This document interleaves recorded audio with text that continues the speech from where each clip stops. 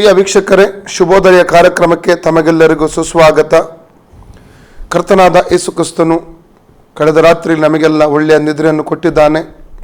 ನಾವೆಲ್ಲರೂ ಒಳ್ಳೆಯ ವಿಶ್ರಾಂತಿ ಪಡೆದುಕೊಂಡು ಇವತ್ತು ಮುಂಜಾನೆಯಲ್ಲಿ ಆತನ ಪಾದಪೀಠಕ್ಕೆ ಬರುವಂತೆ ಆತನು ಸಹಾಯ ಮಾಡಿದ್ದಾನೆ. ಅದಕ್ಕಾಗಿ ನಾವು ಆತನಿಗೆ ವಂದನೆ ಹೇಳುತ್ತೇವೆ. ನಾವು ಎಷ್ಟು ಸಮಯ ಕರ್ತನ ಸಮ್ಮುಖದಲ್ಲಿ ಕಳೀತೇವೆ, ಅದು ಅಷ್ಟು ನಮ್ಮ ಜೀವಿತಕ್ಕೆ ಆಶೀರ್ವಾದದಾಯವಾಗಿರುತ್ತದೆ. ಆತನ ವಾಕ್ಯದಲ್ಲಿ ಬಿಡುಗಡೆ ಇದೆ, ಆತನ ವಾಕ್ಯದಲ್ಲಿ ಸೌಖ್ಯ ಇದೆ.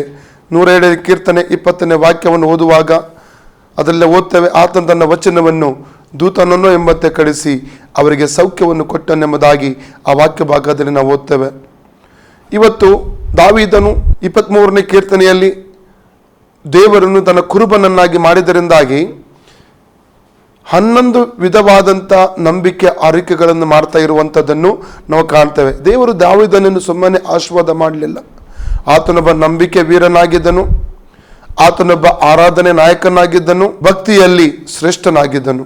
ದೇವರ ಮೇಲೆ ಆತನಿಗೆ ಅಪಾರವಾದ ನಂಬಿಕೆ ಇರುವಂಥದ್ದನ್ನು ನೋಡ್ತೀವಿ. ಇದರಿಂದಾಗಿ ಅನೇಕ ವಿಧವಾದಂಥ ಬಿಡುಗಡೆ ಆಶೀರ್ವಾದಗಳನ್ನು ಆತ ತನ್ನ ಜೀವಿತದಲ್ಲಿ ಹೊಂದಿಕೊಂಡಿರುವುದನ್ನು ಕಾಣಲಿಕ್ಕೆ ನಮಗೆ ಸಾಧ್ಯವಾಗುತ್ತದೆ. ದೇವರನ್ನು ಆತನು ಕುರುಬನನ್ನಾಗಿ ಮಾಡಿಕೊಂಡ ನಂತರ ಆತನು 12 ವಿಧವಾದಂಥ ನಂಬಿಕೆ ಅರಿಕೆಗಳನ್ನು ಆ ಒಂದು ಕೀರ್ತನೆಯಲ್ಲಿ ಮಾಡಿರುವಂಥದ್ದನ್ನು ನಾವು ಕಾಣ್ತೇವೆ. ನಮ್ಮ ಜೀವಿತದಲ್ಲಿ ಅನೇಕ ಸಲ ಪ್ರತಿ ದಿವಸ ಕೂಡ ನಾವು ನಕಾರಾತ್ಮಕವಾದಂಥ ಮಾತುಗಳನ್ನು ಮಾತಾಡ್ತೇವೆ. ಇವತ್ತು ನನಗೆ ಏನಾಗುತ್ತದೋ, ಇವತ್ತು ನನಗೆ ಆಶೀರ್ವಾದ ಸಿಗ್ತದೋ, ನನ್ನ ಕೆಲಸ ಸಫಲವಾಗುತ್ತದೋ, ನಾನು ಹೋದಂಥ ಎಲ್ಲ ಕಾರ್ಯಗಳು ಅನುಕೂಲವಾಗುತ್ತದೋ, ಏನಾಗುತ್ತದೋ, ದೇವರು ನನಗೆ ಸಹಾಯ ಮಾಡ್ತಾನೋ, ನನಗೆ ಹಣ ಸಿಗುತ್ತದೋ, ನನ್ನ ಸಾಲದಿಂದ ಬಿಡುಗಡೆ ಸಿಗುತ್ತದೋ, ನನ್ನ ಮಗ ಅಥವಾ ಮಗಳು ಆರೋಗ್ಯ ಹೊಂದಿಕೊಳ್ತಾರೋ, ಅವರಿಗೆ ಒಳ್ಳೆಯದಾಗುತ್ತದೋ, ನನ್ನ ಕುಟುಂಬದ ಏನಾದರೂ ಒಂದು ಅದ್ಭುತ ಕಾರ್ಯ ನಡೆಯುವುದೋ. ಅನೇಕ ಸಮಯಗಳಲ್ಲಿ ನಾವು ನಕಾರಾತ್ಮಕವಾದ ಮಾತನಾಡ್ತೇವೆ. ವೈದ್ಯರು ಈ ರೀತಿಯಲ್ಲಿ ಹೇಳಿದ್ದಾರೆ, ರೋಗ ಗುಣ ಆಗುವುದಿಲ್ಲ, ನಾನು ಸಾಯ್ತೇನೋ, ನನಗೆ ಬಿಡುಗಡೆ ಇದೆಯೋ. ಆದ ಕಾರಣ ನಾವು ಯಾವಾಗಲೂ ಸಕಾರಾತ್ಮಕವಾದಂಥ ಮಾತುಗಳನ್ನು ನಾವು ನಂಬಬೇಕು ಮತ್ತು ಮಾತನಾಡಬೇಕು. ದೇವರ ವಾಕ್ಯದಲ್ಲಿ ಬರೆಯಲ್ಪಟ್ಟದ್ದನ್ನು ನಾವು ನಂಬಬೇಕು. ಆ ವಾಕ್ಯಗಳನ್ನು ನಂಬಿದ ನಂತರ ನಾವು ಯಾವಾಗಲೂ ಮಾತನಾಡ್ತಾನೆ ಇರಬೇಕು. ಯಾವಾಗ ದೇವರ ವಾಕ್ಯಗಳನ್ನು ನಂಬಿ ನಾವು ಮಾತನಾಡ್ತೇವೆ, ಆ ವಾಕ್ಯಗಳ ಪ್ರಕಾರ ಕರ್ತನು ಅದ್ಭುತಗಳನ್ನು ಮಾಡುವಾತನಾಗಿದ್ದಾನೆ. ಕೀರ್ತನೆ 23ನೇ ಅಧ್ಯಾಯದಲ್ಲಿ ಓದ್ತೇವೆ, 6 ವಾಕ್ಯಗಳು ಆ ಒಂದು ಕೀರ್ತನೆಯಲ್ಲಿವೆ. ದಾವೀದನು ಯೆಹೋವನನ್ನ ಕುರುಬನೆಂಬುದಾಗಿ ದೇವರು ತನ್ನ ಜೀವಿತದ ಕುರುಬನನ್ನಾಗಿ ಅಂಗೀಕಾರ ಮಾಡಿದ ನಂತರ 12 ವಿಧವಾದಂಥ ಸಕಾರಾತ್ಮಕವಾದಂಥ ಮಾತುಗಳನ್ನು ತನ್ನ ನಂಬಿಕೆಯ ಅರಿಕೆಯಾಗಿ ಆತನು ಮಾಡುವಂಥದ್ದನ್ನು ಅಲ್ಲಿ ಕಾಣ್ತೇವೆ. ಒಂದನೇದಾಗಿ ಆತನು ಹೇಳುವಂಥದ್ದು, ನಾನು ಕೊರತೆ ಪಡೆನು. ಅವನೇನು ಹೇಳುವಂಥದ್ದು, ಮೊದಲ ಸಕಾರಾತ್ಮಕವಾದಂಥ ನಂಬಿಕೆ ಅರಿಕೆ ಏನಾಗಿದೆ, ನಾನು ಕೊರತೆ ಪಡೆನು. ನಾವು ಅನೇಕ ಸಮಯಗಳಲ್ಲಿ ಕೊರತೆ ಇಲ್ಲಿರುವಂಥ ಸಂದರ್ಭದಲ್ಲಿ ನಿರಾಶರಾಗುತ್ತೇವೆ. ಕೆಲವೊಮ್ಮೆ ಜನರು ನೋಡಿಕೊಂಡು ನಾವು ಹೋಗ್ತೇವೆ. ಯಾವ ಜನರು ನೋಡ್ತೇವೆ ಅಲ್ಲಿ ನಮಗೆ ನಿರಾಶೆಗಳು ಕಾದಿರ್ತವೆ. ಆದ ಕಾರಣ ದಾವೀದನು 121 ಕೀರ್ತನೆ 1 ಮತ್ತು 2ನೇ ವಾಕ್ಯದಲ್ಲಿ ಒಂದು ಮಾತನ್ನು ಹೇಳ್ತಾನೆ, ನಾನು ಕಣ್ಣೆತ್ತಿ ಪರ್ವತವನ್ನು ನೋಡುವೆನು, ನನಗೆ ಸಹಾಯ ಎಲ್ಲಿಂದ ಬರುತ್ತದೆ, ಭೂಮಿ ಮತ್ತು ಆಕಾಶ ಉಂಟು ಮಾಡಿದಂಥ ಯೆಹೋವನಿಂದಲೇ ಎಂಬುದಾಗಿ ಆತನು ಹೇಳುವಂಥದ್ದನ್ನು ಅಲ್ಲಿ ನಾವು ಕಾಣ್ತೇವೆ. ಮಾತಲ್ಲ ಕೀರ್ತನೆ 34:5 ಆತನು ಹೇಳ್ತಾನೆ, ಆತನತ್ತ ನೋಡಿದಂಥ ಮುಖವು ಅದು ಲಜ್ಜೆಯಿಂದ ಕೆಡುವುದಿಲ್ಲ, ಅದು ಪ್ರಕಾಶ ಹೊಂದುವುದೆಂಬುದಾಗಿ ಆ ವಾಕ್ಯದಲ್ಲಿ ಬರೆಯಲ್ಪಟ್ಟಿರುವುದನ್ನು ನಾವು ಕಾಣಲಿಕ್ಕೆ ನಮಗೆ ಸಾಧ್ಯವಾಗುತ್ತದೆ. ಪ್ರಿಯರು, ಆದ ಕಾರಣ ನಾವು ಯಾವಾಗಲೂ ದೇವರ ವಾಕ್ಯಗಳನ್ನು ನಂಬೋಣ. ದೇವರ ವಾಕ್ಯ ಅಂದರೆ ದೇವರೇ ಆಗಿದ್ದಾನೆ. ಯೋಹನನ ಸುವಾರ್ತೆ 1ನೇ ಅಧ್ಯಾಯ 1-2 ವಾಕ್ಯ ಹೇಳ್ತದೆ, ಆದಿಯಲ್ಲಿ ವಾಕ್ಯವಿತ್ತು, ವಾಕ್ಯವು ದೇವರಾಗಿತ್ತು, ವಾಕ್ಯವು ದೇವರ ಬಳಿಯಲ್ಲಿತ್ತು. ಯೋಹನನ ಸುವಾರ್ತೆ 1ನೇ ಅಧ್ಯಾಯ 14ನೇ ವಾಕ್ಯ ಹೇಳ್ತದೆ, ಆ ವಾಕ್ಯವೆಂಬ ಆತನ ನರವತಾರವೆತ್ತಿ ನಮ್ಮ ಮಧ್ಯದಲ್ಲಿ ಆತನು ವಾಸ ಮಾಡಿದನೆಂಬುದಾಗಿ ವಾಕ್ಯದಲ್ಲಿ ನೋಡ್ತೇವೆ. ಆ ವಾಕ್ಯವೇ ಯೇಸು ಸ್ವಾಮಿಯಾಗಿದ್ದಾನೆ. ಈ ವಾಕ್ಯವನ್ನು ನಂಬುವಾಗ ಮತ್ತು ಆ ವಾಕ್ಯವನ್ನು ನಂಬಿದ ನಂತರ ನಾವು ಅರಿಕೆ ಮಾಡುವಾಗ ಅದರ ಪ್ರಕಾರವಾಗಿ ನಮ್ಮ ದೇವರು ಅದ್ಭುತಗಳನ್ನು ಮಾಡುತ್ತಾನೆ. ದಾವೀದನಲ್ಲಿ ಕೊರತೆ ಪಡೆದು ಎಂಬುದಾಗಿ ಹೇಳುವಂಥದ್ದನ್ನು ಎಷ್ಟು ಅರ್ಥಪೂರ್ಣವಾದದ್ದಾಗಿದೆ. ಅವನೊಬ್ಬ ದೊಡ್ಡ ರಾಜನಾಗಿದ್ದರೂ ಕೂಡ, ಅವನಿಗೆ ಬೇಕಾದಷ್ಟು ಸಂಗತಿಗಳು ಆಶೀರ್ವಾದಗಳಿದ್ರೂ ಕೂಡ ಅವನು ಹೇಳ್ತಾ ಇದ್ದಾನೆ, ದೇವರು ನನ್ನೊಂದಿಗಿರುವಾಗ ಯಾವುದೇ ಕೊರತೆ ನನ್ನ ಜೀವಿತದಲ್ಲಿ ಇರಲ್ಲ ಎಂಬುದಾಗಿ ಆತನಲ್ಲಿ ಹೇಳುವಂಥದ್ದು ನೋಡ್ತೇವೆ. ನನ್ನ ಪ್ರಿಯ ಸಹೋದರ ಸಹೋದರಿಯೇ, ದೇವರನ್ನು ನಿನ್ನ ಜೀವಿತದಲ್ಲಿ ಕುರುಬನಾಗಿ ನೀನು ಅಂಗೀಕಾರ ಮಾಡಿಕೊಂಡಿದೆಯೇ? ಆತನ ಮೇಲೆ ಪೂರ್ಣವಾದ ನಂಬಿಕೆ ನೀನು ಇಟ್ಟಿದೆಯೋ? ದಾವೀದನ ಹಾಗೆ ನಿನಗೂ ಕೊರತೆ ಬರದ ಹಾಗೆ ಆತನು ನಿನ್ನನ್ನು ಆಶೀರ್ವದಿಸಿ ನಡೆಸಲಿಕ್ಕೆ ಆತನು ಶಕ್ತನಾಗಿದ್ದಾನೆ. ಎರಡನೇ ಆತನ ನಂಬಿಕೆ ಅರಿಕೆ ಆಗಿದೆ, ಆತನು ಹಸಿರುಗಾವಲಲ್ಲಿ ನನ್ನನ್ನು ತಂಗಿಸುತ್ತಾನೆ. ಎರಡನೇ ನಂಬಿಕೆ ಅರಿಕೆ ಏನಾಗಿದೆ? ಹಸಿರುಗಾವಲಲ್ಲಿ ನನ್ನನ್ನು ತಂಗಿಸುತ್ತಾನೆ. ಒಂದು ಕುರಿಗೆ ಬೇಕಾದದ್ದು ಒಂದು ಹಸಿರು ಹುಲ್ಲಿನ ಗಾವಲಾಗಿದೆ. ಒಂದು ಕುರುಬನು ತನ್ನ ಕುರಿಗಳನ್ನು ಮೇಯಿಸುವಂಥದ್ದು ಎಲ್ಲಿ ಹಸಿರುಗಾವಲಿನ ಸಮೃದ್ಧಿದೆಯೋ ಅದನ್ನು ನೋಡಿಕೊಂಡೇ ಆತನು ಆ ಒಂದು ಸ್ಥಳಕ್ಕೆ ಸಾಗಿಸುವಂಥದ್ದಾಗಿರುತ್ತದೆ. ಮತ್ತು ಕುರಿ ನಿಜವಾಗ್ಲೂ ಹಸಿರುಗಾವಲಿನಲ್ಲಿ ಮೇಯುವುದಕ್ಕೆ ತುಂಬ ಸಂತೋಷ ಪಡುವಂಥದ್ದಾಗಿದೆ. ನಮ್ಮ ಜೀವಿತದಲ್ಲಿಯೂ ಕೂಡ ಈ ಹಸಿರುಗಾವಲು ಎಂಬುದಾಗಿ ಹೇಳುವಾಗ ಅದು ಆಶೀರ್ವಾದದ ಒಂದು ಅನುಭವ. ನಮ್ಮ ಜೀವಿತದಲ್ಲಿ ಹೊಂದಬೇಕಾದಂಥ ನಮ್ಮ ಎಲ್ಲ ಅವಶ್ಯಕತೆಗಳು ಆಗಿರಬಹುದು, ಅದು ಸಮೃದ್ಧಿಯ ಒಂದು ಜೀವಿತ ಆಗಿರಬಹುದು. ದೇವರು ನಮ್ಮನ್ನು ನಡೆಸುವಾಗ ಸಮೃದ್ಧಿಯ ಜೀವಿತದ ಕಡೆಗೆ ನಡೆಸುತ್ತಾನೆ. 3 ವಿಧವಾದಂಥ ಆಶೀರ್ವಾದಗಳು ಸತ್ಯವೇದದಲ್ಲಿವೆ. 2 ಯೋಹನ್ನ 3ನೇ ವಾಕ್ಯದಲ್ಲಿ ಯೋಹನ್ನ ಹೇಳ್ತಾನೆ, ನೀನು ಆತ್ಮ ವಿಷಯದಲ್ಲಿ ಅಭಿವೃದ್ಧಿ ಹೊಂದಿದ ಪ್ರಕಾರ ಎಲ್ಲಾ ವಿಷಯದಲ್ಲಿ ಅಭಿವೃದ್ಧಿ ಹೊಂದಿ ಸುಕ್ಷೇಮವಾಗಿರಬೇಕೆಂಬುದು. ಅದರ್ಥ ಆತ್ಮಿಕವಾದ ಆಶೀರ್ವಾದ ಎಲ್ಲಿದೆ, ಭೌತಿಕವಾದಂಥ ಆಶೀರ್ವಾದ ಎಲ್ಲಿದೆ, ಲೌಕಿಕವಾದಂಥ ಆಶೀರ್ವಾದ ಎಲ್ಲಿದೆ. ನಾವು ಲೌಕಿಕವಾಗಿ ಆಶೀರ್ವದಿಸಲ್ಪಡಬೇಕು. ಲೌಕಿಕ ಆಶೀರ್ವಾದ ಎಂಬುದಾಗಿ ಹೇಳಬೇಕಾದ್ರೆ ಅದು ಹಣಕ್ಕೆ ಸಂಬಂಧವಾದದ್ದು, ಅದು ಕೆಲಸಕ್ಕೆ ಸಂಬಂಧವಾದದ್ದು, ವ್ಯವಹಾರ ಬಿಸ್ನೆಸ್ಗಳಿಗೆ ಸಂಬಂಧವಾದಂಥದ್ದು, ಕಟ್ಟಡಗಳಿಗೆ ಸಂಬಂಧಪಟ್ಟದ್ದು, ಇವೆಲ್ಲವೂ ಲೌಕಿಕವಾದಂಥ ಆಶೀರ್ವಾದಗಳು. ಮತ್ತು ಭೌತಿಕ ಎಂಬುದಾಗಿ ಹೇಳಬೇಕಾದ್ರೆ ನಮ್ಮ ಆಯುಷ್ಕಾಲಕ್ಕೆ ಸಂಬಂಧಪಟ್ಟದ್ದು, ದೀರ್ಘವಾದಂಥ ಆಯುಷ್ಕಾಲ, ಮಾನಸಿಕವಾದಂಥ ಒಂದು ಸಮಾಧಾನ, ಅಥವಾ ಶಾರೀರಿಕವಾದಂಥ ಆರೋಗ್ಯ, ಮಕ್ಕಳ ಸಂತಾನ ಭಾಗ್ಯ, ಇವೆಲ್ಲವೂ ಭೌತಿಕವಾದಂಥ ಆಶೀರ್ವಾದಗಳಾಗಿವೆ. ಮತ್ತು 3ನೇ ಆಶೀರ್ವಾದ ಆತ್ಮಿಕವಾದಂಥ ಆಶೀರ್ವಾದ. ಆತ್ಮ ವಿಷಯದಲ್ಲಿ ನಾವು ಅಭಿವೃದ್ಧಿ ಹೊಂದಬೇಕೆಂಬುದಾಗಿ ದೇವರು ಇಷ್ಟಪಡ್ತಾನೆ. ಆತ್ಮಿಕ ವಿಷಯಗಳಲ್ಲಿ ದೈವಿಕವಾದಂಥ ಜ್ಞಾನದಲ್ಲಿ ಬೆಳೆಯಬೇಕು. ನಾವು ದೇವರ ವಾಕ್ಯದ ಜ್ಞಾನದಲ್ಲಿ ಬೆಳೆಯಬೇಕು. ದೇವರ ಕೃಪೆಯಲ್ಲಿ ನಾವು ಬೆಳೆಯಬೇಕು. ವರಗಳನ್ನು ಫಲಗಳನ್ನು ಹೊಂದಿಕೊಂಡು ಆತನಿಗಾಗಿ ಲೋಕದಲ್ಲಿ ಪ್ರಕಾಶಿಸಬೇಕೆಂಬುದಾಗಿ ದೇವರು ಇಷ್ಟಪಡ್ತಾನೆ ಪ್ರಿಯರೇ. ಮಾತ್ರವಲ್ಲ, ದಿನದಿಂದ ದಿನಕ್ಕೆ ನಾವು ಆತ್ಮಿಕ ವಿಚಾರದಲ್ಲಿ ಬೆಳೆದು ಬೆಳೆದು ಬೆಳೆದು ಆತನನ್ನು ನಾವು ಸಂತೋಷ ಪಡಿಸಬೇಕೆಂಬುದಾಗಿ ಆತನ ಇಷ್ಟವುಳ್ಳವನಾಗಿದ್ದಾನೆ. ಸತ್ಯವೇದದಲ್ಲಿ 3 ವಿಧವಾದಂಥ ಆಶೀರ್ವಾದಗಳು ಇರುವಂಥದ್ದನ್ನು ನಾವು ನೋಡ್ಲಿಕ್ಕೆ ನಮಗೆ ಸಾಧ್ಯ. ಆದ ಕಾರಣ ದಾವೀದ ಹೇಳ್ತಾನೆ, ಹಸಿರುಗಾವಲಲ್ಲಿ ಆತನನ್ನು ತಂಗಿಸುತ್ತಾನೆ. 2ನೇ ಆಶೀರ್ವಾದ. 3ನೇದಾಗಿ ಆತನು ಹೇಳುವಂಥದ್ದು ಏನೆಂದರೆ, ವಿಶ್ರಾಂತಿಕರವಾದ ನೀರಿನ ಬಳಿಗೆ ಆತನನ್ನು ನಡೆಸುತ್ತಾನೆ. ಇದು 3ನೇ ನಂಬಿಕೆ ಅರಿಕೆ ದಾವೀದನದಾಗಿದೆ. ವಿಶ್ರಾಂತಿಕರವಾದ ನೀರು, ವಿಶ್ರಾಂತಿಕರವಾದಂಥ ನೀರು ಏನಾಗಿದೆ? ಯೋಹನ್ನನ ಸುವಾರ್ತೆ 4ನೇ ಅಧ್ಯಾಯ 13-14 ವಾಕ್ಯ ಓದುವಾಗ, ಸಮಾರ್ಯದ ಮಹಿಳೆ ಅವತ್ತು ನೀರು ತೆಗೆದುಕೊಂಡು ಬರುವುದಕ್ಕಾಗಿ ಬಾವಿ ಹತ್ತಿರ ಬಂದಿದ್ದಾಳೆ. ಮಧ್ಯಾಹ್ನದ ಸಮಯ ಯೇಸುಸ್ವಾಮಿ ಬಾವಿಯ ಕಟ್ಟೆಯಲ್ಲಿ ಕುಳಿತುಕೊಂಡಿದ್ದಾನೆ. ಯೇಸು ಅವಳ ಬಳಿಯಲ್ಲಿ ಕೇಳ್ತಾ ಇದ್ದಾನೆ, ನನಗೆ ಸ್ವಲ್ಪ ನೀರು ಕೊಡು. ಆಗ ಅವಳೊಂದು ಮಾತನ್ನು ಹೇಳ್ತಾ ಇದ್ದಾಳೆ, ಏನೆಂದರೆ, ನೀನು ಯಹೂದ್ಯನಾಗಿ ನನ್ನಿಂದ ನೀರು ಹೇಗೆ ಕೇಳುವುದು? ಆದರೆ ಯಹೂದ್ಯರಿಗೂ ಸಮಾರ್ಯದವರಿಗೂ ಹುಕ್ಕು ಬಳಕೆ ಇರಲಿಲ್ಲ. ಆಗ ಯೇಸು ಕೇಳ್ತಾ ಇದ್ದಾನೆ, ನಿನ್ನ ಬಳಿ ನೀರನ್ನು ಕೇಳುವನು ಯಾರೆಂದು ನಿನಗೆ ಗೊತ್ತಿದ್ದರೆ ನೀನೇ ಅವನ ಬಳಿ ನೀರನ್ನು ಕೇಳ್ತಾ ಇದ್ದೀಯ. ಮತ್ತು ನಾನು ಕೊಡುವಂಥ ನೀರು ಅದು ಉಕ್ಕುವ ಹೊರತೆ ಆಗಿದ್ದು ಅದು ಕುಡಿದವನಿಗೆ ಎಂದಿಗೂ ನೀರಾಡಿಕೆ ಆಗುವುದಿಲ್ಲ ಎಂಬ ಮಾತನ್ನು ಯೇಸು ಹೇಳುವಂಥದ್ದನ್ನು ನೋಡ್ತಾರೆ. ಅದು ಆತನು ಪವಿತ್ರಾತ್ಮನ ಕುರಿತಾಗಿಯೂ ಜೀವಜಲದ ಕುರಿತಾಗಿಯೂ ಆತನು ಮಾತನಾಡಿದ್ದನ್ನು ನಾವು ನೋಡ್ತಾ ಇದ್ದೇವೆ. ಕರ್ತನಾದ ಯೇಸು ಕ್ರಿಸ್ತನು ನನ್ನನ್ನು ನಿನ್ನನ್ನು ಕೂಡ ಆ ಒಂದು ಜೀವಜಲದಿಂದ ತುಂಬಿಸು ಆತನಾಗಿದ್ದಾನೆ. ಆದರೆ ಆ ವಿಶ್ರಾಂತಿಯನ್ನು ಕೊಡುವಂಥ, ತೃಪ್ತಿಯನ್ನು ಕೊಡುವಂಥ ಒಂದು ನೀರೆಂಬುದಾಗಿ ಅಥವಾ ಆತ್ಮಿಕ ತೃಪ್ತಿಯ ಜೀವಿತಕ್ಕೆ ನಡೆಸುವ ಆತ ನಮ್ಮ ಪವಿತ್ರಾತ್ಮನಾಗಿದ್ದಾನೆ, ಸಂಪೂರ್ಣ ಸತ್ಯಕ್ಕೆ ನಡೆಸ್ತಾನೆ ಎಂಬುದಾಗಿ ಕೂಡ ನಾವು ಓದುತ್ತೇವೆ. 4ನೇ ಆತನ ನಂಬಿಕೆ ಅರಿಕೆ ನಾವು ನೋಡಬೇಕಾದ್ರೆ, ನನ್ನ ಪ್ರಾಣವನ್ನು ಉಜ್ಜೀವಿಸ ಮಾಡಿ. 4ನೇದಾಗಿ ದಾವೀದನು ಹೇಳುತ್ತಾನೆ, ನನ್ನ ಪ್ರಾಣವನ್ನು ಆತನು ಉಜ್ಜೀವಿಸ ಮಾಡ್ತಾನೆ. ಅನೇಕ ಸಮಯಗಳಲ್ಲಿ ನಾವು ಕುಕ್ಕಿ ಹೋಗಿರುತ್ತೇವೆ. 43ನೇ ಕೀರ್ತನೆ 5ನೇ ವಾಕ್ಯದಲ್ಲಿ ದಾವೀದ ಹೇಳ್ತಾನೆ, ನನ್ನ ಮನವೇ ನೀನು ಕುಕ್ಕಿ ಹೋಗಿರುವುದೇನು? ಹೌದು, ಅನೇಕ ಸಮಯದಲ್ಲಿ ನಾವು ಕುಕ್ಕಿ ಹೋಗುತ್ತೇವೆ. ಈ ಲೋಕದ ಸಮಸ್ಯೆಗಳ ನಿಮಿತ್ತವಾಗಿ, ಈ ಲೋಕದ ಹೋರಾಟಗಳ ನಿಮಿತ್ತವಾಗಿ, ಈ ಲೋಕದ ದುಃಖಗಳ ನಿಮಿತ್ತವಾಗಿ ನಾವು ಅನೇಕ ಸತತವಾಗಿ ನಾವು ಏನಾಗ್ತೇವೆ? ಕುಕ್ಕಿ ಹೋಗುತ್ತೇವೆ, ನಿರಾಶರಾಗುತ್ತೇವೆ. ಆದರೆ ದೇವರ ವಾಕ್ಯ ಹೇಳ್ತದೆ, ಯೇಸುವೆ ದೇವರ ವಾಕ್ಯದ ಮೂಲಕವಾಗಿ ಹೇಳುವಂಥದ್ದು, ನನ್ನ ಪ್ರಾಣವನ್ನು ಉಜ್ಜೀವಿಸ ಮಾಡುವಂಥ ದೇವರು ನನ್ನ ದೇವರು ಯೇಸುಸ್ವಾಮಿ ಆಗಿದ್ದಾನೆ. ದಾವೀದ ಅನೇಕ ಕಷ್ಟಗಳ ನೋವುಗಳ ಮಧ್ಯದಲ್ಲಿ ಕುಗ್ಗಿ ಹೋಗಿರುವಾಗ ದೇವರು ಆತನನ್ನು ಬಲಪಡಿಸಿದ್ದು. 1 ಸಾಮುವೇಲ 30ನೇ ಅಧ್ಯಾಯದಲ್ಲಿ ನಾವು 6-8 ವಾಕ್ಯವನ್ನು 9 ವಾಕ್ಯವನ್ನು ಓದುವುದಾದ್ರೆ ಹೇಗೆ ದಾವೀದನನ್ನು ದೇವರು ಬಲಪಡಿಸುವಂಥದ್ದನ್ನು, ನಾವು ಪರಿಸ್ಥಿತಿಗಳ ಮಧ್ಯದಲ್ಲಿ ದೇವರು ಬಲಪಡಿಸುವಂಥದ್ದನ್ನು ಅಲ್ಲಿ ನಾವು ಕಾಣಲಿಕ್ಕೆ ನಮಗೆ ಸಾಧ್ಯ ನನ್ನ ಪ್ರಿಯರೇ. ಅನೇಕ ಸಮಯಗಳಲ್ಲಿ ನನ್ನ ಜೀವಿತವನ್ನು ನಾವು ನೋಡುವುದಾದ್ರೆ ಕುಗ್ಗು ಹೋಗುವಂತ ಅನೇಕ ಸನ್ನಿವೇಶಗಳು ಬರ್ತದೆ. ಒಟ್ಟಿಗೆ ಇರುವವರು ಅಲ್ಲಿ ಅನೇಕ ಹಿಂದುಗಡೆ ಕೆಲಸ ಮಾಡುವಂಥದ್ದು ಕೂಡ ನಡೀತದೆ. ಅನೇಕ ಸಮಯ ಆರ್ಥಿಕವಾದ ಸಮಸ್ಯೆಗಳು ಅಥವಾ ಅನೇಕ ವ್ಯಕ್ತಿಗಳಿಂದ ತೊಂದರೆಗಳು ಸಮಸ್ಯೆ ಎದುರಿಸುವಂತ ಸನ್ನಿವೇಶಗಳು ಬರ್ತದೆ. ಆ ಸಮಯದಲ್ಲಿ ನಮ್ಮನ್ನು ಬಲಪಡಿಸುವುದಕ್ಕೆ ಯಾರು ಕೂಡ ಇರಲ್ಲ. ದೇವರು ಮಾತ್ರ ನಮಗೆ ಬಲಪಡಿಸ್ತಾನೆ. ದೇವರು ಮಾತ್ರ ನಮಗೆ ಪ್ರೋತ್ಸಾಹ ಕೊಡ್ತಾನೆ. ದೇವರು ಮಾತ್ರ ನಮ್ಮನ್ನು ಆತನು ಕೊಟ್ಟಂತ ಸೇವೆಯಲ್ಲೂ ನಂಬಿಗಸ್ತರಾಗಿ ನಮ್ಮನ್ನು ಮುನ್ನಡೆಸುವ ಆತನು ಎಂಬುದಾಗಿ ನಾವು ನೋಡುತ್ತೇವೆ. ಐದನೇದಾಗಿ ಆತ ಹೇಳ್ತಾ ಇದ್ದಾನೆ, ಆತನು ತನ್ನ ಹೆಸರಿಗೆ ತಕ್ಕಂತೆ ನೀತಿಯ ಮಾರ್ಗದಲ್ಲಿ ನನ್ನನ್ನು ನಡೆಸ್ತಾನೆ. 3ನೇ ವಾಕ್ಯದಲ್ಲಿ ಓದ್ತೇವೆ ಅದನ್ನು.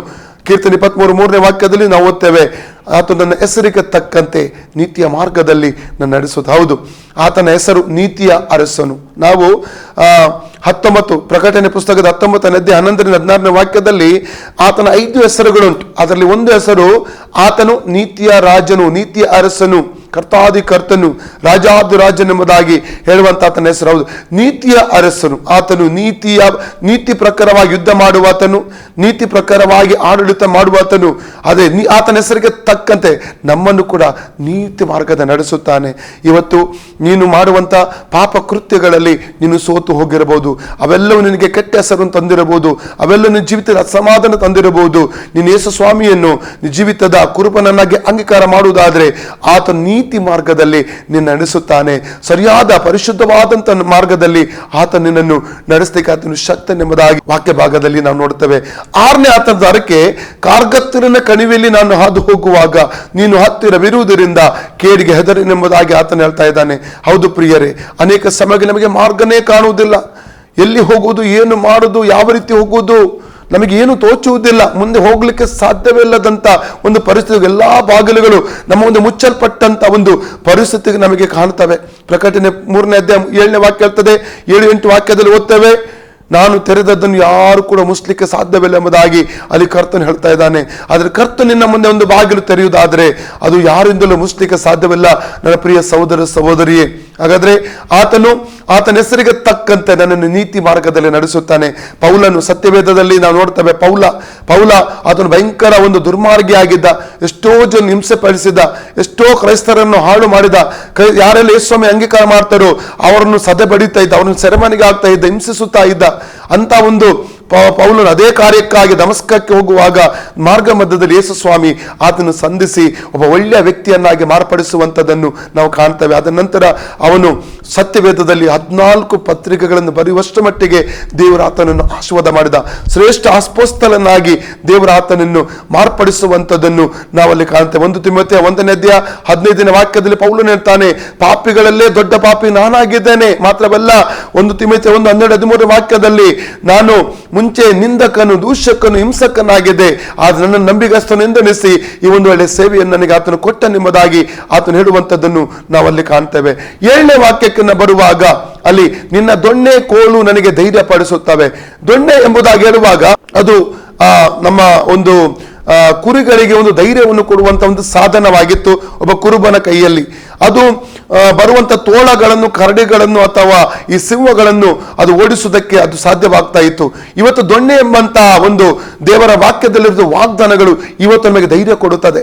ದೇವರ ವಾಗ್ದಾನಗಳು ಸತ್ಯವೇದದಲ್ಲಿ 31,173 ವಾಕ್ಯಗಳಿವೆ. ಅದರಲ್ಲಿ 6,000ಕ್ಕಿಂತ ಅಧಿಕವಾದ ಶ್ರೇಷ್ಠ ವಾಗ್ದಾನಗಳು ಇರುವಂತದ್ದು ನೋಡುತ್ತೇವೆ. ಎಲ್ಲ ವಾಗ್ದಾನ ಆತನ ಮಕ್ಕಳಾದ ನನಗೋಸ್ಕರ ನಿಮಗೋಸ್ಕರವಾಗಿ ಆತನು ಕೊಟ್ಟಿದ್ದಾನೆ. ಇಲ್ಲಿ ದಾವೀದನು ಹೇಳುವಂಥದ್ದು ಎಷ್ಟು ಸಮಂಜಸವಾಗಿದೆ. ಕೋಲು ಎಂಬುದಾಗಿ ಹೇಳ್ಬೇಕಾದ್ರೆ ಒಂದು ಕುರಿಯನ್ನು ತಪ್ಪಾದ ಮಾರ್ಗದ ಹೋಗಿ ಶಿಕ್ಷಿಸುವಂತ ಒಂದು ಸಾಧನವಾಗಿರುತ್ತದೆ. ಅದು ದೇವರ ಪ್ರೀತಿಯ ಶಿಕ್ಷೆಯಾಗಿದೆ. ದೇವರು ಒಂದು ವೇಳೆ ನಮಗೆ ಶಿಕ್ಷಿಸದೆ ಹೋದರೆ, ಪ್ರೀತಿಯಿಂದ ನಾವು ತಪ್ಪು ದಾರಿಗೆ ಹೋಗುವಾಗ ಪ್ರೀತಿಯಿಂದ ಶಿಕ್ಷಿಸದೆ ಹೋದರೆ ನಾವು ಖಂಡಿತವಾಗಿ ನಾಶವಾಗಿ ಹೋಗ್ತೇವೆ, ಹಾಳಾಗಿ ಹೋಗ್ತೇವೆ. ಯೋನನ ಪುಸ್ತಕ 1:1-3 ವಾಕ್ಯದಲ್ಲಿ ಆತನಿಗೆ ದೇವರು ನಿನ್ವಿಗೆ ಹೋಗುವಂತ ಹೇಳಿದ್ರೆ ತರ್ಷಿಸಿಗೆ ಆತನು ಹೋದನು. ಕೊನೆಗೆ ಅವನ ಮಾರ್ಗದಲ್ಲಿ ಬಿರುಗಾಳಿ ಬರುವಂತೆಯೂ ಅನೇಕ ತಡೆಗಳಿಂದ ದೇವರು ತಂದ. ದೇವರಿಗೆ ಸ್ತೋತ್ರ. ಪುನಃ ಆತನು ದೊಡ್ಡ ಶ್ರೇಷ್ಠ ಪ್ರವಾದಿಯನ್ನಾಗಿ ಆತನು ಮಾರ್ಪಡಿಸುವಂಥದ್ದನ್ನು ನಾವಲ್ಲಿ ಕಾಣ್ತೇವೆ. ಸತ್ಯವೇದದಲ್ಲಿ ಅಡ್ಡದಾರಿಗೆ ಹೋದಂಥ ಎಷ್ಟೋ ಜನರು ದೇವರು ಪ್ರೀತಿಯ ಶಿಕ್ಷೆಗಳನ್ನು ಕೊಟ್ಟು ಪುನಃ ತನ್ನ ಮಾರ್ಗಕ್ಕೆ ತರುವಂಥದ್ದನ್ನು ನಾವು ನೋಡ್ತೇವೆ. ಹೆಬ್ರಿಯ 12:5-6 ವಾಕ್ಯ ಓದುವಾಗ ಮಕ್ಕಳೆಂದು ದೇವರು ನಮ್ಮನ್ನು ಶಿಕ್ಷಿಸ್ತಾನೆಂಬುದಾಗಿ ಆ ವಾಕ್ಯ ಭಾಗದಲ್ಲಿ ನಾವು ಓದ್ತೇವೆ ಪ್ರಿಯರೇ. 8ನೇದಾಗಿ ನಾವು ನೋಡುವುದಾದ್ರೆ ಇದೇ ಕೀರ್ತನೆ 23ನೇ ಅಧ್ಯಾಯದ 5ನೇ ವಾಕ್ಯದಲ್ಲಿ ವೈರಿಗಳ ಮುಂದೆ ನನಗೋಸ್ಕರವಾಗಿ ಆತನು ಔತಣವನ್ನು ಸಿದ್ಧಪಡಿಸ್ತಾನೆಂಬುದಾಗಿ ಅಲ್ಲಿ ದಾವೀದನು ಹೇಳ್ತಾ ಇದ್ದಾನೆ. ಅಂದರೆ ವೈರಿಗಳ ಮುಂದೆ ಇವತ್ತು ಅನೇಕರು ನಮಗೆ ವಿರುದ್ಧವಾಗಿ ಕಾರ್ಯಗಳನ್ನು ಮಾಡಬಹುದು, ನಮಗೆ ವಿರುದ್ಧವಾಗಿ ನಿಲ್ತಾರೆ, ನಮ್ಮ ಕೆಲಸಗಳಿಗೆ ಅಡ್ಡ ಕಾಲು ಕೊಡ್ತಾರೆ, ನಮ್ಮ ವ್ಯವಹಾರಗಳಿಗೆ ಅಡ್ಡ ಕಾಲು ಕೊಡ್ತಾರೆ, ನಮ್ಮ ನಾಶ ಮಾಡಬೇಕೆಂಬುದು ಹೊಂಚು ಹಾಕುತ್ತಾರೆ, ಅನೇಕ ವಿಧವಾಗಿ ನಮಗೆ ಸಂಬಂಧ ಇರುವಂಥ ವ್ಯಕ್ತಿಗಳ ಸಂಬಂಧಕ್ಕೆ ಕಡಿದು ಹಾಕ್ತಾರೆ, ಏನೆಲ್ಲ ತೊಂದರೆಗಳನ್ನು ಅವರು ಕೊಡ್ತಾರೆ ಹೊಟ್ಟೆ ಕಿಚ್ಚಿನ ನಿಮಿತ್ತವಾಗಿ. ಆದರೆ ದೇವರ ಅವರೆಲ್ಲರ ಮುಂದೆ ದೇವ ನಮ್ಮನ್ನು ಮೇಲಕ್ಕೆ ಎತ್ತುತ್ತಾನೆ. ಇವತ್ತು ಅನೇಕರು ನಿನ್ನ ಸೇವೆ ನೋಡಿಕೊಂಡು, ನಿನ್ನ ಬಿಸ್ನೆಸ್ ನೋಡಿಕೊಂಡು, ನಿನ್ನ ಕೆಲಸ ನೋಡಿಕೊಂಡು ಹೊಟ್ಟೆ ಕಿಚ್ಚಿನಿಂದ ನಿನ್ನ ವಿರುದ್ಧ ಕೆಲಸ ಮಾಡ್ತಿದ್ದ, ಅದರ ಅರ್ಥ ನೀನು ತಿಳ್ಕೋಬೇಕು, ದೇವರು ನಿನ್ನನ್ನು ಅವರ ಮುಂದೆ ಆಶೀರ್ವಾದ ಮಾಡಿದನೆಂಬುದಾಗಿ. ವೈರಿಗಳ ಮುಂದೆ ನಿನಗಾಗಿ ಆತನು ಔತಣ ಸಿದ್ಧಪಡಿಸುವ ದೇವರು. ಒಂಬತ್ತನೇದಾಗಿ ನಾವು ಮುಂದಕ್ಕೆ ನಾವು ನೋಡ್ತೇವೆ, ನನ್ನ ತಲೆಗೆ ತೈಲವನ್ನು ಹಚ್ಚುತ್ತಾನೆ. ಒಂದು ಕೂರಿಗೆ ಒಬ್ಬ ಕುರುಬನು ಯಾವಾಗಲೂ ಹುಳಗಳಿರುವ ನಿಮಿತ್ತವಾಗಿ ತೈಲವನ್ನು ಹಚ್ಚಿ ಒಳ್ಳೆ ಮಾಲಿಶ್ ಮಾಡುವಂಥ ಒಂದು ಅನುಭವ ಇತ್ತು. ಅದು ದೇವರು ನಮ್ಮ ತಲೆಗೆ ಹಚ್ಚುವಂಥ ತೈಲ ಅದು ಅಭಿಷೇಕದ ತೈಲವಾಗಿದೆ. ಯಾವಾಗ ತೈಲ ನಮ್ಮ ತಲೆ ಮೇಲೆ ಬರ್ತದೆ, ನಾವು ಮಾರ್ಪಡುತ್ತೇವೆ.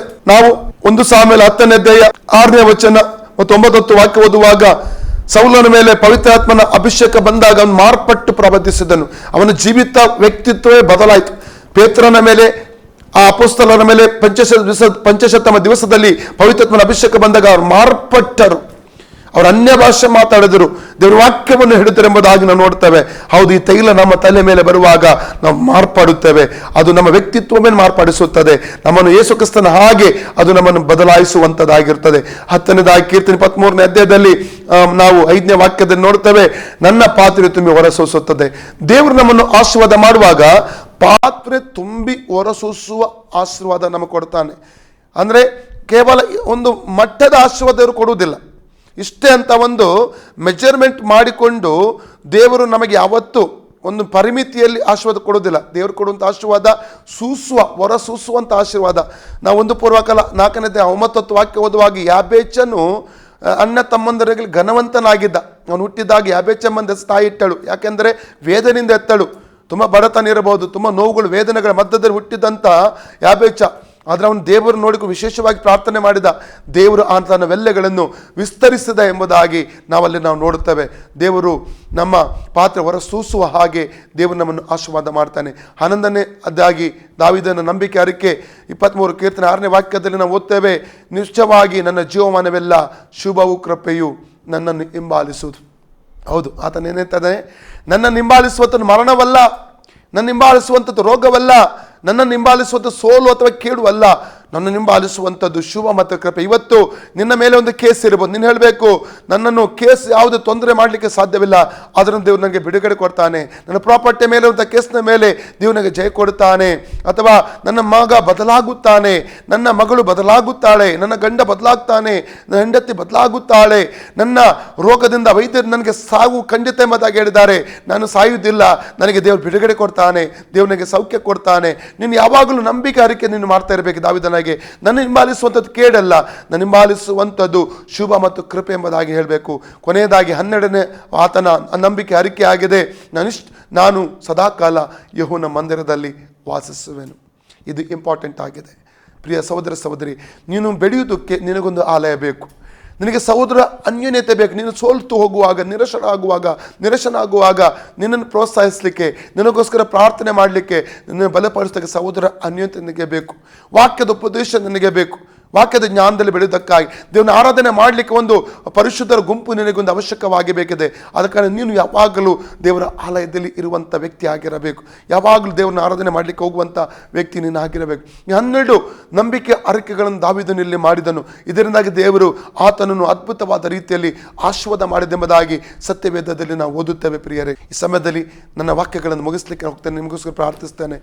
ಪ್ರೀತಿ ಸ್ವರೂಪನಾದ ಪರಲೋಕ ತಂದೆ ದೇವರೇ, ಯೇಸುವಿನ ನಾಮದಲ್ಲಿ ಪವಿತ್ರಾತ್ಮನ ಸಹಾಯದೊಂದಿಗೆ ನಿನ್ನ ಪಾದಕ್ಕೆ ಬಂದಿದ್ದಾನೆ. ನಮ್ಮ ಪ್ರಿಯ ವೀಕ್ಷಕ ಸಹೋದರ ಸಹೋದರಿಗಾಗಿ ನಾನು ಪ್ರಾರ್ಥಿಸುತ್ತೇನೆ. ಕರ್ತನೆ, ಇವರು ನೀನು ಆಶೀರ್ವಾದ ಮಾಡಬೇಕು. 12 ನಂಬಿಕೆ ಅರಿಕೆಗಳನ್ನು ದಾವೀದ ಮಾಡಿದ ಸ್ವಾಮಿ, ಅದೇ ವಿಧವಾಗಿ ನನ್ನ ಪ್ರಿಯ ವೀಕ್ಷಕ ಸಹೋದರ ಸಹೋದರಿ ಅನುದಿನದ ತಮ್ಮ ಜೀವಿತದಲ್ಲಿ ನಂಬಿಕೆ ಅರಿಕೆಗಳನ್ನು ಮಾಡುವ ಹಾಗೆ ಅವರಿಗೆ ಪರಲೋಕದ ಸಹಾಯವನ್ನು ಒದಗಿಸಿಕೊಡು. ನಕಾರಾತ್ಮಕವಾದ ಮಾತುಗಳನ್ನು ಯಾವತ್ತೂ ಮಾತನಾಡಬಾರದು, ನಕಾರಾತ್ಮಕವಾದಂಥ ಸಂಗತಿಯನ್ನು ಯಾವತ್ತೂ ನಾನು ನಂಬಬಾರದು. ನಾವು ಸತ್ಯವೇದದ ವಾಕ್ಯಗಳನ್ನು ನಂಬಬೇಕು. ಸತ್ಯವೇದ ಮೂಲಕ ದೇವರಿಗೆ ನೀನು ಹೇಳಿದ್ದನ್ನು ನಂಬಬೇಕು, ನಂಬಿದ್ದನ್ನು ಯಾವಾಗಲೂ ಮಾತನಾಡ್ತಾ ಇರಬೇಕು ಎಂಬುದಾಗಿ ಇವತ್ತು ತಿಳ್ಕೊಂಡಿದ್ದೇವೆ. ಹೌದು ಆವಾಗ ನಿನ್ನ ಅದ್ಭುತಗಳನ್ನು, ನಿನ್ನ ಬಿಡುಗಡೆಗಳನ್ನು ನಮ್ಮ ಜೀವಿತದ ಕಾಣಲಿಕ್ಕೆ ಸಾಧ್ಯ ಎಂಬುದಾಗಿ ಈ ವೀಕ್ಷಕ ಸಹೋದರಿಯರನ್ನು ನೀನು ಬಲಪಡಿಸಬೇಕಾಗಿ ನಾನು ಕೇಳಿಕೊಳ್ಳುತ್ತೇನೆ. ಎಲ್ಲ ಮಹಿಮೆಗೆ ಸಲ್ಲಿಸುತ್ತೇನೆ ಸ್ವಾಮಿ, ಯೇಸುವಿನ ಹೆಸರಲ್ಲಿ ತಂದೆಯೇ. ಪ್ರಿಯ ವೀಕ್ಷಕ ಸಹೋದರಿಯರೇ, ಶುಭೋದಯ ಕಾರ್ಯವನ್ನು ವೀಕ್ಷಿಸಿದ್ದಕ್ಕಾಗಿ ನಿಮಗೆ ವಂದನೆ. Good day. God bless you.